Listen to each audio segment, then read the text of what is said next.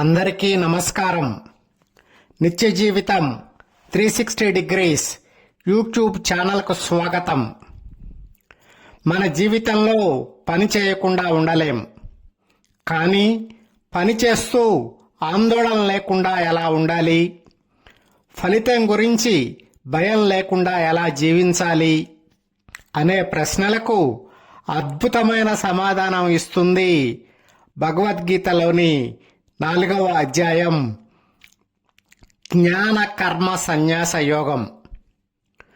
విషయం పూర్తిగా అర్థం కావాలంటే వీడియోను స్కిప్ చేయకుండా చూడండి.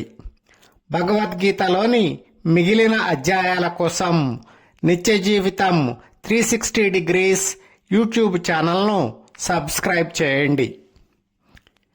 ఈ అధ్యాయంలో అర్జునుడికి గొప్ప రహస్యం చెబుతాడు శ్రీకృష్ణుడు.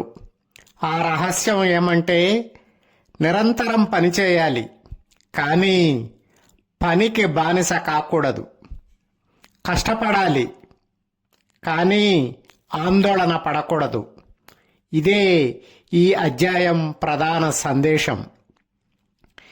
ఈ జ్ఞానకర్మ సన్యాస యోగం కొత్తదేమీ కాదని, ఇది చాలా పురాతనమైనదని, దీనిని తానే మొదట సూర్యదేవునికి చెప్పానని, తర్వాత దీనిని రాజర్షులు అనుసరించారని చెప్పాడు శ్రీకృష్ణుడు.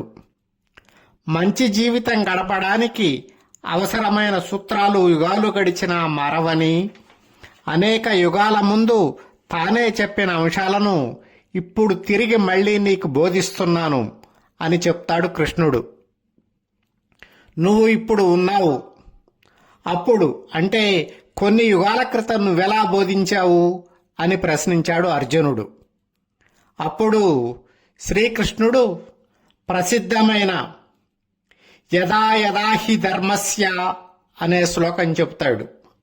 లోకంలో ధర్మం తగ్గి అధర్మం పెరిగినప్పుడు మంచివారిని రక్షించి చెడును తగ్గించడానికి, ధర్మాన్ని నిలబెట్టడానికి భగవంతుడు అవతరిస్తాడని, ఆ భగవంతుడు తానేనని చెబుతాడు. తనకు అనేక అవతారాలు ఉన్నాయని, ఇప్పుడున్న ఒక అవతారమని చెబుతాడు. దీనిలో మనకు లభించే సందేశం ఏమిటంటే, చీకట్లు కమ్మినప్పుడు వెలుగు తప్పకుండా వస్తుంది అని. 3వ అధ్యాయం కర్మయోగంలో గృహస్థు అయిన వారు కర్మలు అంటే పనులు చేయాలని చెప్పాడు శ్రీకృష్ణుడు. మరి ఎప్పుడు పని చేస్తూనే ఉంటే, అంటే కర్మ చేస్తూనే ఉంటే జ్ఞానం ఎలా వస్తుంది, కర్మబంధం ఎలా పోతుంది అనే ప్రశ్నలకు ఈ అధ్యాయంలో సమాధానం చెప్పాడు శ్రీకృష్ణుడు. కర్మ అంటే శాస్త్రం చెప్పిన పని చేయడం, వికర్మ అంటే శాస్త్రం వద్దన్న పని చేయడం, అకర్మ అంటే పని చేస్తున్నా చేస్తున్నది నేను కాదు అనే జ్ఞానంతో ఉండడం. అదే నిజమైన సన్యాసం. పూజా ద్రవ్యాలతో చేసే యజ్ఞ యాగాల కన్నా ఈ జ్ఞానయజ్ఞం గొప్పది. ఎందుకంటే మనం చేసే ప్రతి కర్మ అంటే ప్రతి పని ఈ జ్ఞానంతోనే పరిసమాప్తమవుతుంది. ఇదే జ్ఞాన కర్మ సన్యాస యోగం. ఈ అధ్యాయంలో శ్రీకృష్ణుడు గురువు యొక్క ఆవశ్యకతను అర్జునుడికి వివరించాడు. జ్ఞానం పొందాలంటే తత్వవేత్తలైన గురువులను ఆశ్రయించాలని, వినయంతో సేవతో గురువులను ప్రసన్నం చేసుకొని ప్రశ్నలను సంధించి గురువుల ద్వారా జ్ఞానం పొందాలి అని చెప్పాడు. ఇంద్రియ నిగ్రహం కలిగి ఉండి శ్రద్ధ ఉన్నవాడు జ్ఞానం పొందుతాడు.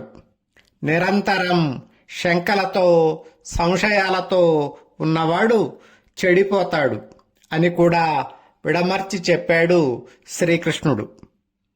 ఈ అధ్యాయంలో ప్రధానంగా భగవంతుడు ఎందుకు అవతరిస్తాడు అంటే ధర్మ సంస్థాపన కోసం అవతరిస్తాడు. అసలైన కర్మయోగి ఎవరు, పనిచేస్తున్నా తాను చేయడం లేదని భావించేవాడు కర్మఫలం అంటనివాడు అసలైన కర్మయోగి. మోక్షానికి దారి ఏమిటి? శ్రద్ధతో సాధన చేసి గురువు ద్వారా జ్ఞానం పొందడం, కర్మలను జ్ఞానాగ్నిలో కాల్చివేయడమే మోక్షానికి అసలైన దారి. అంతిమంగా సన్యాసం అంటే కర్మ మానివేయడం కాదు, జ్ఞానంతో కర్మ చేయడం. ఎలాగంటే తామరాకు నీటిలో ఉన్న తడి అంటనట్లు జ్ఞాని లోకంలో పనులు చేస్తున్నా కర్మ అంటుకోదు. ఎందుకంటే నేను కర్తను కాను, ప్రకృతి గుణాలే నాతో పనిచేయిస్తున్నాయి అనే ఎరుకతో చేస్తాడు కాబట్టి. ఇలాంటి మంచి వీడియోల కోసం నిత్య జీవితం 360 డిగ్రీస్ యూట్యూబ్ ఛానల్ను సబ్స్క్రైబ్ చేయండి. వీడియోను లైక్ చేసి మీ అభిప్రాయాన్ని కామెంట్ రూపంలో తెలియజేయండి. మీ క్షేమాన్ని నిరంతరం కాంక్షిస్తూ నమస్తే.